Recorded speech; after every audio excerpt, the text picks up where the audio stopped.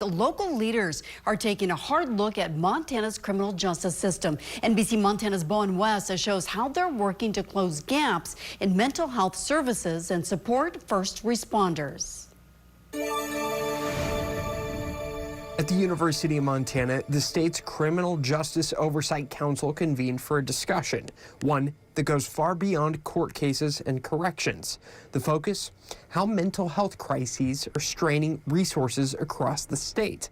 Missoula County Attorney Matt Jennings says the way Montana handles people with mental illness is costing the state more than just money. We as a society and a country as great as this and the state I love have a moral imperative to do something better than we have been doing in the recent past. Jennings shared the story of someone whose cycle of untreated illness, jail, and hospitalization cost taxpayers up to $2.5 million over the past decade. Case, he says, highlighted waste resources and human suffering. And it's not just individuals in crisis. The council also discussed trauma faced by first responders and justice workers.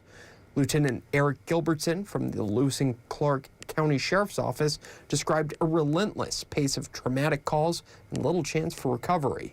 If there were a mechanism to utilize sick time or a mental health day, I think that would provide some benefit to first responders, in all honesty, and that's not currently allowed, at least in my county. So you just suck up and go back to work the next day. Adding to the pressure, public comment shined a spotlight on major infrastructure problems in Montana State Prison. Amanda McKnight, who has a loved one incarcerated there, brought dozens of letters from inmates, all describing contaminated water and asbestos piping that's still in use.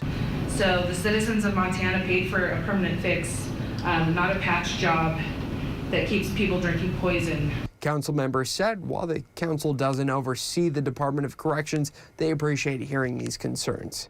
The council's next work session is set for January 15th. Reporting in Missoula, Bowen West, NBC Montana.